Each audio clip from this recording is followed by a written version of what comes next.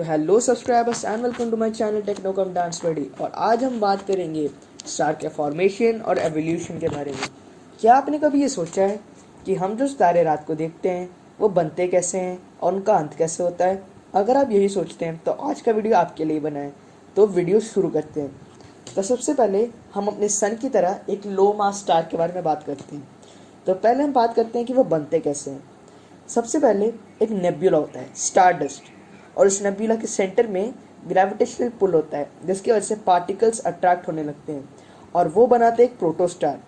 उस प्रोटोस्टार का core rotate करता रहता है due to the force of gravitation, और उसी रोटेशन के चलते और उस स्टार की ग्रेविटी के चलते और पार्टिकल्स उसके रेंज में आने लगते हैं और वो भी इस प्रोटोस्टार के साथ जुड़ने लग जाते हैं।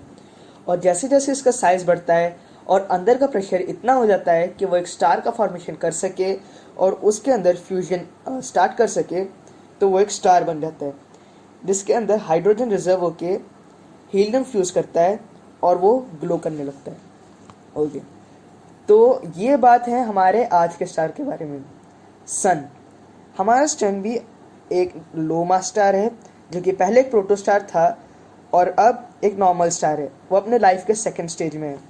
ऐसे ही हमारे जो तारे होते हैं, जो लो मास के स्टार होते हैं, उनके लाइफ में टोटल 6 स्टेजेस होते हैं: protostar, star, red giant, planetary nebula, white dwarf और ब्लैक ड्वार्फ। तो हमने स्टार और प्रोटोस्टार के बारे में जान लिया है और अब हम रेड जाइंट के बारे में जानेंगे। Okay, red giant. Red giant की बात अगर हम करें तो वो है हमारे सन का आने वाले फ्यूचर।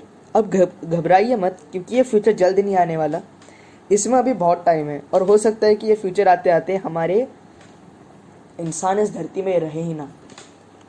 हो सकता है कि हम किसी और प्लेनेट में, तो डरने की कोई ज़रूरत नहीं है। तो रेड जाइंट का कोर इतना गर्म होता है और उससे इतनी एनर्जी रिलीज होती है कि स्टार हमारा धीरे धीरे बड़ा होने लगता है, और उसी इंक्रीजिंग साइज़ की वजह से वो अपने सिस्टम में आने वाले कई प्लैनेट्स को निगल भी लेता है और अपना साइज़ बढ़ाता चले जाता है, और लास्ट में उसका साइज़ इतना बढ़ जाता है कि वो एक प्लानिटरी नेब्यूला बना देता है। उसके कोर के अलावा बाकी जितनी भी चीज़ें थी उसमें फ्यूजन ख़त्म होने के बाद वो सब एक छोटे से एक्सप्लोजन के साथ दूर दूर चले जाते हैं, जिससे कि वो एक प्लानिटरी नेब्यूला फॉर्म करते हैं। हम इसे कई प्लानिटरी नेब्यूला हमारे गैलेक्सी में ही देख सकते हैं, जिसमें एक बहुत सारा गैस और डस्ट का नेब्यूला होता है और उनके बीच में होता है एक छोटा सा वाइट ड्वार्फ स्टार। जी हाँ, वाइट ड्वार्फ स्टार का फॉर्मेशन ऐसा ही होता है। हम कह सकते हैं कि वो हमारे स्टार्स के कोर के बचे हुए अवशेष होते हैं। ओके, तो ये जो वाइट ड्वार्फ स्टार होते हैं उनकी ब्राइटनेस ज़रा कम होती है, बट उनका ग्रेविटेशनल पुल और टेम्परेचर और डेंसिटी बहुत ज़्यादा होती है। तो इस वाइट ड्वार्फ स्टेज के बाद वो चले जाते हैं ब्लैक ड्वार्फ स्टार पे। ब्लैक ड्वार्फ स्टार पे कोई ल्यूमिनोसिटी नहीं होती। ब्लैक ड्वार्फ स्टार कभी भी ग्लो नहीं कर सकते, इसलिए उनको स्पेस में ढूंढना बहुत मुश्किल हो जाता है।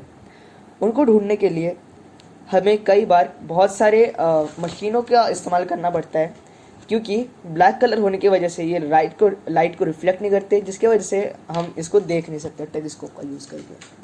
तो ये था लाइफ साइकिल एक लो मास मीडियम साइज स्टार का।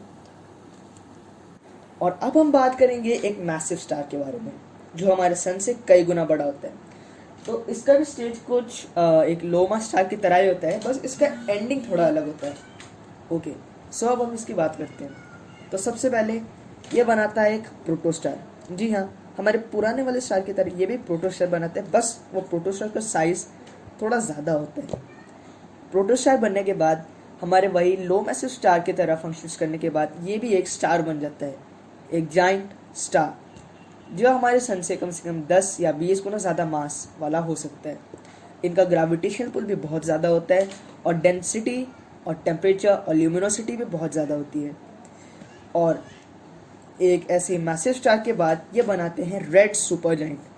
जी हाँ, हमने लो मास स्टार में सुना था रेड जाइंट, पर ये बनाते हैं रेड सुपर जाइंट। ये इतना एक्सपांड करते हैं और इनका साइज इतना बड़ा हो जाता है कि हम ये कल्पना भी नहीं कर सकते। और इन एक रेड सुपर जाइंट बनने के बाद इनके पास होता है एक हैवी डेंस आयरन कोर। और उसके बाद ये करते हैं, जब इनकी एनर्जी ख़त्म होने में आ जाती है तब ये करते हैं एक सुपरनोवा।